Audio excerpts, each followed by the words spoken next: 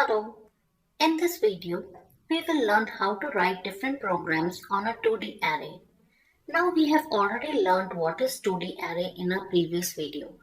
If you are not familiar with it, you can watch our video first and then return to understand these programs better. Let's take our first program, which is to find sum of all elements in the array. Let's take this array as an example. Here we will assume that the array is passed to us as a function parameter. You can also plug the code in main if you like. Now to find the sum, we need to go to each and every element of the array. So we will use our standard nested for loop we learned for traversal. We have learned traversal loop earlier where our outer loop manages the rows, so run tills array.length, which is number of rows. And inner loop manages the columns, so runs till array0.length, which gives us the number of columns. This loop starts from the first row and then traverses all columns of the row. It then goes to next row and traverses all columns of that row and so on. Inside the loop, we will do processing as per our program.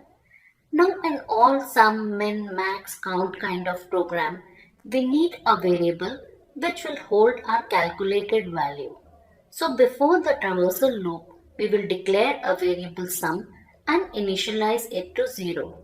Inside the loop, we will just add each array element to the sum variable one by one. Once we have traversed the entire array, means we have added all elements, we will print the sum. This will give us the program to sum all elements of the array. Now the program could also be to find the sum of all diagonal elements of the array. Here we need to find the sum of only specific elements of the array. We know the condition for diagonal elements. So before the sum, we will just add a if condition for major and minor diagonal. This program will give sum of only diagonal elements. You could get multiple variations of this program, like sum of first and last row, or first and last column. You just need to change the if condition and you can get the program as per your question. The next program we will see is where you are asked to find sum of each row of the array. This means for each row now you need to print the sum separately. We know our for loop traverses row by row. So what we will do is this time initialize the sum variable inside the first loop, means the moment we start processing each row. Inside the inner loop, it will traverse through all columns of the row and add it to sum. Now once all columns of the row are done, what we will do is move the print statement also inside as the last statement of the outer loop so that the sum is printed once all columns of a row are traversed. We can also put in row index in the print statement so that it can give us row-wise output. Another variation of the program is that you could be asked to print column-wise sum as well. Here what we will do is that instead of row-wise, we will do column-wise traversal. We will just swap the two for loops to do column traversal first and then row and print columns instead of rows. This will print total of all columns. Next program is where we have to find minimum element in an array. Again we will get in our standard traversal nested loop. The way we will solve this problem is that we will declare a variable which will hold our min value. We will traverse the entire array and if any value is less than min, we will copy that value in min. In our program, we will declare a variable min first. We normally initialize the variable to 0. Now important thing in max min kind of questions is that if you initialize your initial value to 0 and suppose the array has all numbers greater than 0, so now by default 0 becomes the min value and it will get printed. So in max and min kind of questions, always initialize the variable with first element of array and start by assuming it as the minimum value. Inside the loop, we will just check if any array element is less than the min value. If yes, we set min to that value. Once we have traversed the entire array, we print the final min value we have found. The program for maximum is also done the same way. This time we declare the max value outside the loop. Inside the loop, we will just check if any array element is greater than the max value. If yes, we set max to the value of that array element. Once we have traversed the entire array, we print the max value.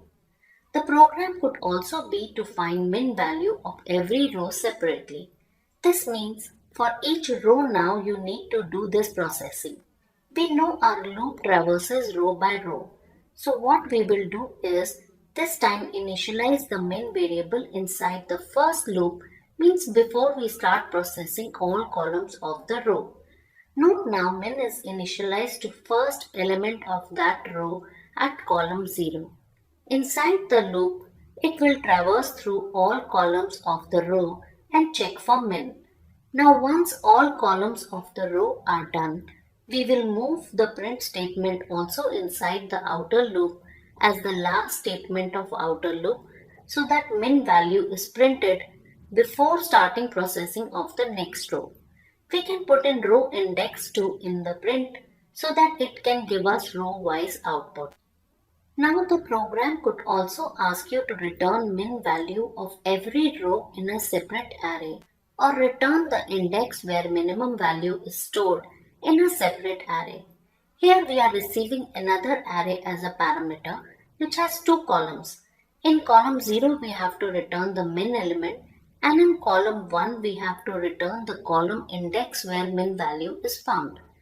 Here we will first set the first element of row as minimum in the new array. Inside the loop, the check condition is also the same. If element is lower, we copy that number in new array in column 0 and copy the column index of the element in the new array at column index 1. Similarly, if the program is to find the max of the columns in a new array, we will first swap the two for loops to do column-wise traversal instead of row-wise. We will assume first element of the column is the max and set that in the array. Inside the loop, we will just check if any element is greater than max. If yes, we copy that number in the new array at column 0 and copy the row index of the element in the new array at column index 1. Now you could also get count kind of programs, like count all even numbers in the 2D array. Here we will initialize a variable count to 0 before we begin our traversal. Inside the loop, we will just check if the element is even. If yes, we just increment our count. Once we have finished the traversal, we will print the count. You could get multiple variations of the program, like count numbers which are odd, buzz numbers, prime numbers, etc. You just need to change your if condition as per your program and your program is ready. Thank you and goodbye.